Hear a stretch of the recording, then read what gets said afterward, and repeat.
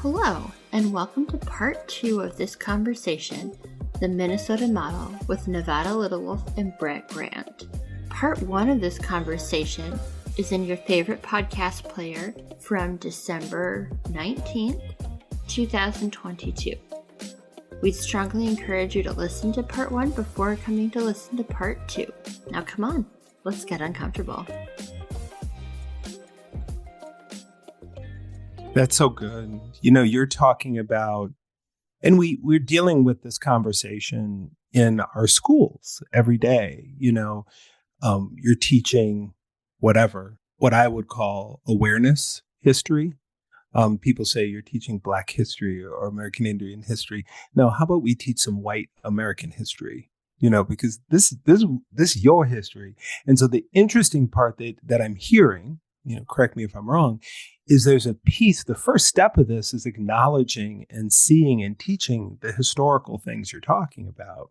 I mean, where you're from in the Iron Range of Minnesota, we're not even just talking about states, we're talking about nations, right? I mean, we're talking about, there's a whole sovereign nation that sits in Canada and in northern Minnesota, or several. Can you talk a little bit about that intersect as well on, you know, partisan Canada, partisan in the United States and Minnesota and the Dakotas, and how that understanding of how the states became helps become the first step to discussing, before anybody gets a paycheck, we have to do some acknowledgement first. And Wisconsin. So the borders issues, we don't think about borders in the same way, but we now have treaties. And so we do have, our tribal nations are defined by borders. And I'm a citizen of Leech Lake Nation, which is a part of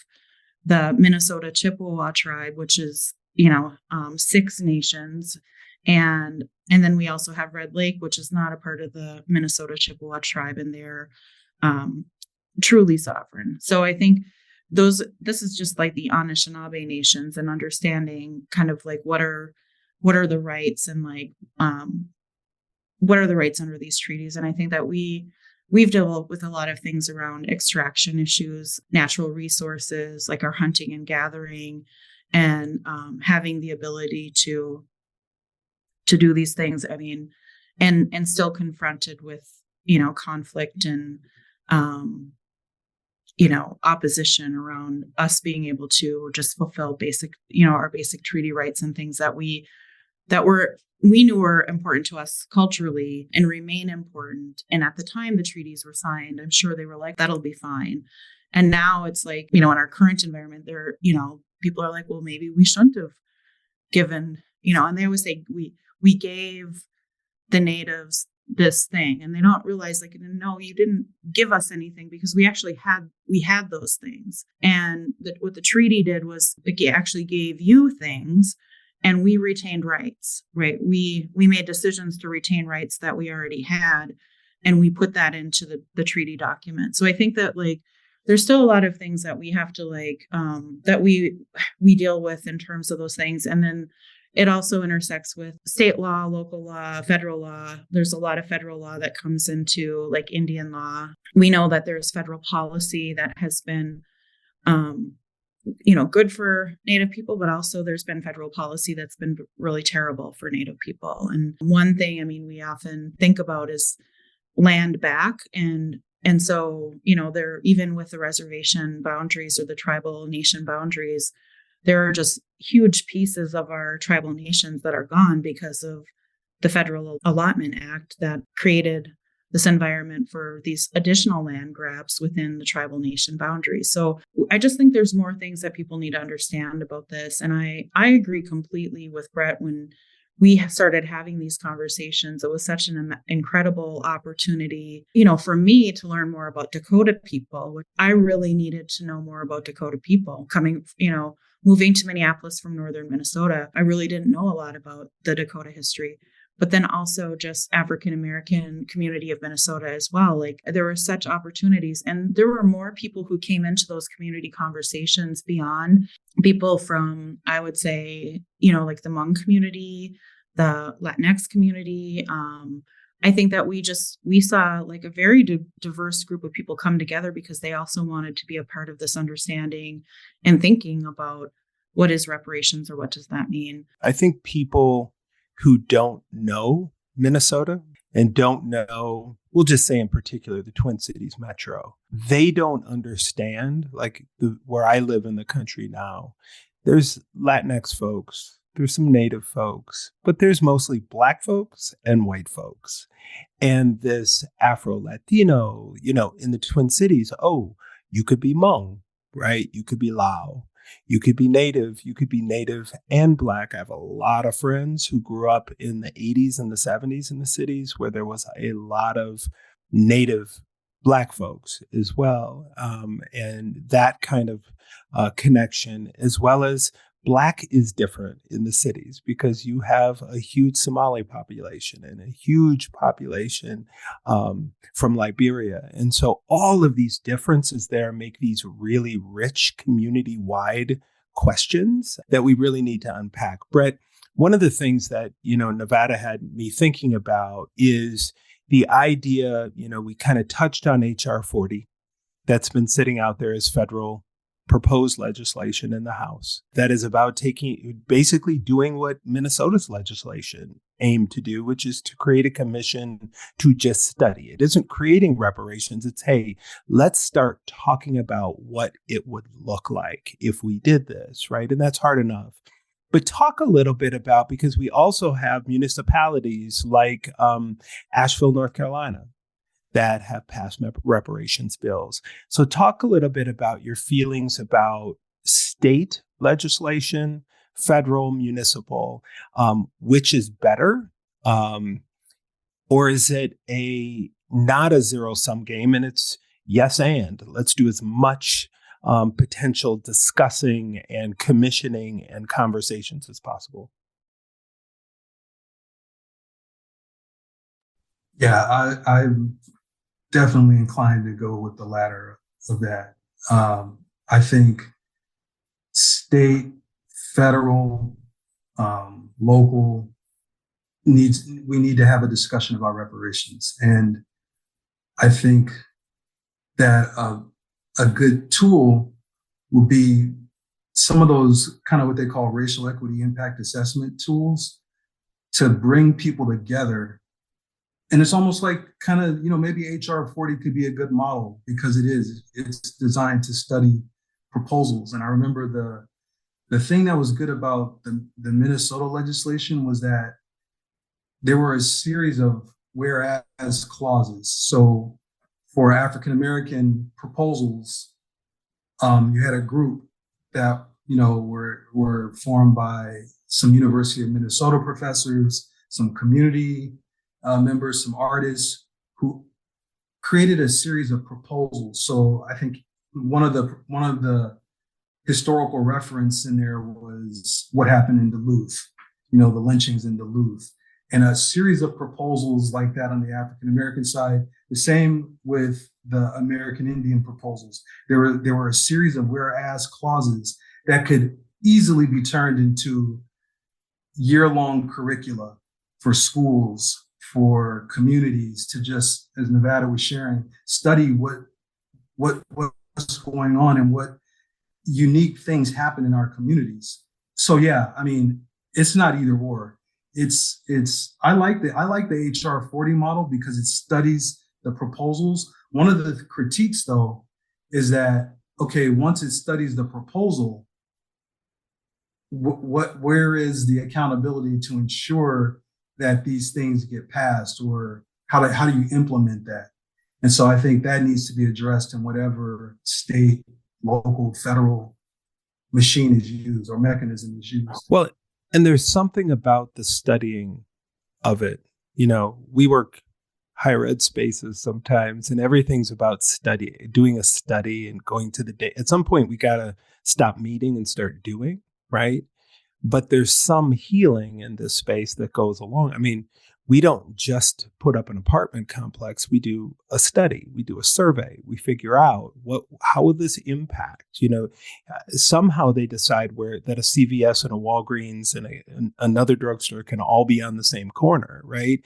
That is how market analysis works. So let's study the market. Let's see the impact. Let's see the harm. Let's see the history. And then let's look at proposals and see about what are the lasting impacts in these communities.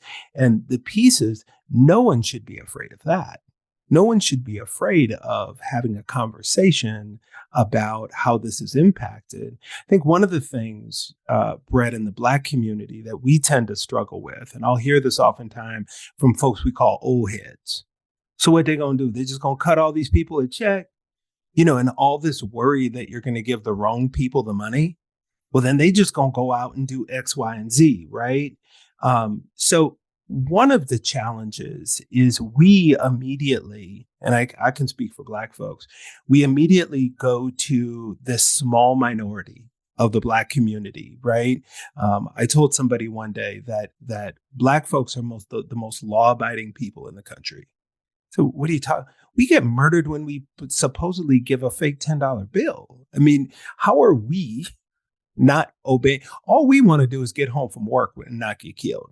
So yes, you always have criminals in every community, but there is no gray area in the Black community. You follow every bit of the law, whether you agree or you don't. You follow all of it, or you live in this criminal piece, right? But with especially communities with more privilege, right? There's gray. We don't have a lot of gray. It's either I'm doing everything, y'all just leave me be, right? And so I think the piece that I've heard a lot of people unpack about reparations is, are you going to give it to those Black people? And this comes from ourselves, right? You're going to give it to them. They ain't doing nothing. The anti-Blackness, white supremacist notion that we have to work twice as hard to get just as far. Man, forget all that, right? So talk a little bit about what you heard from the Black community around these reparations conversations. And then if you were king of reparations and the king of the world, bruh, how would you level this up? What would you do, right, if it was up to you to not only create the commissions, but create the reparations package for, in particular, the Black community? No, I mean, you're speaking to the Minnesota legislation. We had that happen where, initially we were moving in a direction to have and had serious discussions about whether this reparations bill should even include more than just the African American community and the American Indian communities in Minnesota. And Nevada mentioned there was talk about including some API, Asian Pacific Islander communities, the Latinx community. I remember being on a panel and talking about reparations, and a brother there who was Japanese American talked about the reparations work you mentioned around Japanese Americans and said that he'd be willing to come in and share that story with us. So that was my position. My position was always, let's pursue this in a multicultural, multi-ethnic way.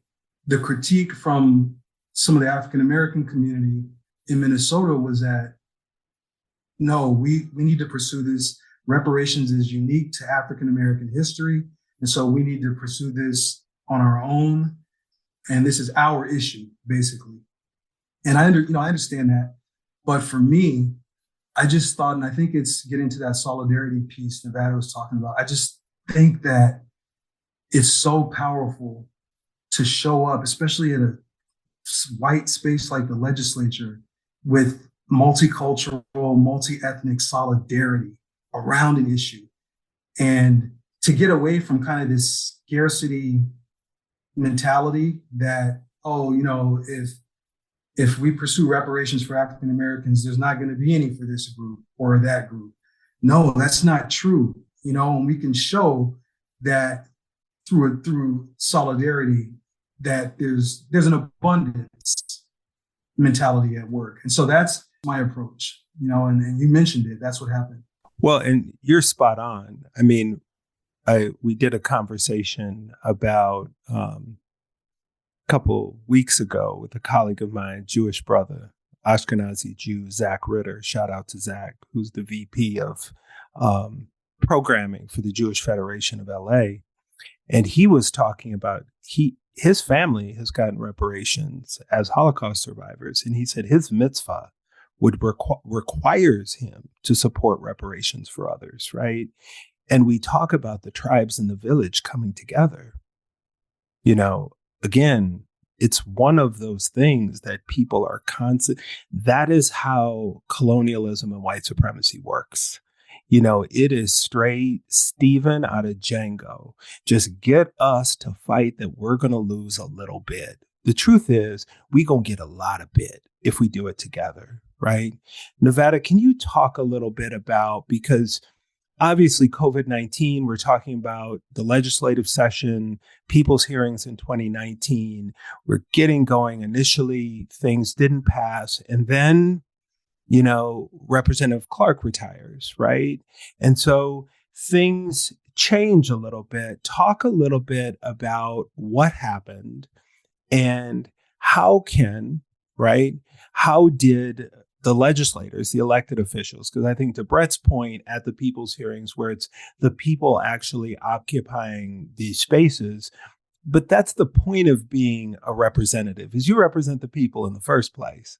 But in kind of the conversations that you and I have had in the past, it felt like that there was a lot of the elected officials putting it on the actual communities to do all the work. Right. And while people are already doing a lot of work. So talk a little bit about why things slowed, where things stand now, and how do you think things could get reignited if the communities put pressure back on the people who represent them? It's a great question. I think that in 2018, 2019, there was the leadership was there because we had Representative Karen Clark and Representative Susan Allen both in the House working on this. And I'm not recalling who the counterpart was on the Senate side. Brett probably remembers who was working on the Senate side. But I think that we had like the champions at that time were really strong for this. And we came in strong that year with the people's hearing and having the community show up. And there was a lot of community organizing that happened. I think through the end of the session, when we were looking to have the legislation and the bill introduced, we were confronted with this idea that we didn't have enough support for it and that perhaps the tribes had not gotten to weigh in about it, and that until we had something more, we weren't going to move it forward. They would not move it forward. So I do think it's a really troubling place because a lot of times we just want to have the conversation. We want to have a space to have the conversation. And we need the legislators to be willing to work with us in community to do that, to have the conversation. And so it's really hard when that conversation just gets shut down before that is more about a matter of leadership and having the right leaders that you're working with who can understand that, like the potential that's there. And the fact that I know this because I was at the people's hearing. I talked to people all these years later, now it's like, right, because that was at the beginning of 2019. I want to be real clear because I feel like I'm messing up the years, but it was at the beginning of 2019. So that feels like several years ago now. And people describe it as being one of the most powerful things they've ever experienced at the Capitol. And because it was like person after person, story after story, and the podium was held by community. The table was held by community.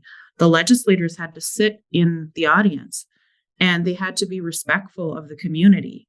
And if the community said, you're out of order, you need to sit down or you need to leave these chambers. That's not exactly how it was said. It was a little bit stronger language than that. But it was like, if that like we're saying that you need to do that. And I mean, we saw legislators that just, they thought they were going to come in there and kind of rule the room and control everyone that was in there. And I mean, they had to sit down, they had to listen. And, some of them left. And I think it was a really interesting and telling and powerful moment at our state capitol that really, I believe, was like a groundswell around the need to have these conversations. And of course, then, in 2020, we had the pandemic. We had, the murder of George Floyd, the racial reckoning and uprising in our neighborhoods and communities. And so all of this stuff had been like bubbling beneath the surface here, particularly in Minneapolis and in Minnesota for a long time. And it's not surprising to me that we were the epicenter of sort of a international global movement around addressing racial issues, right? We absolutely need to have the right people in leadership to move this type of work forward. We need to have courageous leaders, and we need to have people who can really understand the work of community members when community members are bringing forward these kinds of initiatives, like to really recognize that community leadership and honor it. Yeah, those are such good descriptions. I think what often happens in leadership, we do this false empowerment. Well, until everybody agrees, until every sovereign, we can go to everybody's house. We need to get the community engaged. Well, you know what that means? I'm going to wait you out so nothing happens. So I don't have to take a stand so I can keep my seat. Because oftentimes we stay elected by doing nothing, right? A lot of nothing, rather than leading and saying, okay, I heard what everybody said. I'm going to move forward as a leader and do what's in best interest of the people. And if the people don't want me here, I won't win next time. But that's what people run on the first time. I've worked for elected officials and my gosh, they run on those ideals the first time. And then after that, you forget. And it's like, I like the cushy gig. Even though I don't get paid a lot, I like being called representative or senator. And those things are sometimes challenging. Brett, I know one of the best things that happened as a result of the leadership that you in Nevada put together and you all had in coming together, as two of the key leaders around the organizing, around the legislation, the people's hearings, is that you all started a business, right? That you all decided that maybe the so-called leaders aren't ready. And we have a new soup du jour now. George Floyd gets murdered. We're an epicenter of change. Then we got to shout out Dante. We got to shout out then Amir Locke. All these things happen, in the area in the country that I call the epicenter of change. And so then people start looking to something else and something different. Talk a little bit about Seven Teachings. The company that you and Nevada started together, the mission, the ministry, the work, right? And the true next steps and how you think not only other communities and states can use the Minnesota model, but how maybe Seven Teachings works with other people to transform their work and their advocacy. One of the questions that we got working on this legislation in Minnesota that stuck with me was from an elder who said, how did you decide to pursue this as a legislative strategy first? And talking about reparations, as opposed to cultural strategy, arts, he even mentioned arts. And his point was that the legislative strategy, you have to conform in some way to the structures, the processes of the legislature, which don't always enable you to have the time and the space to build those deep, sacred processes that, especially with our, the African American community and the American Indian community, are part of just who we are in our communities. And, when we finally kind of, the legislative strategy dissolved, that stuck with me. And I feel like the work we did in Seven Teachings is really kind of informed by that, like us saying, well, you know what? We're going to continue this. We're going to focus on who we are to continue this work that's definitely informed by the reparations work we did, but that really kind of is grounded in the core of our histories and our cultures. So Seven Teachings represents African American culture, American Indian culture coming together to pursue gender justice, racial justice, just justice work, period. But in a way where we get to define it, and we're always kind of being held accountable to our ancestral practices. And so I think it's liberating in that sense. The legislative strategy, you have to rush to, meet this deadline. If you don't meet this deadline, then your bill won't be heard. You just have so many different things pulling at you. And so to me, that's the important piece, is like timing of it. Yes, a legislative strategy is important, but it's not the only way to pursue what our communities need. Well, and I think one of the beauties of having your own thing is because it's your own thing. So it can be purely for the people, right?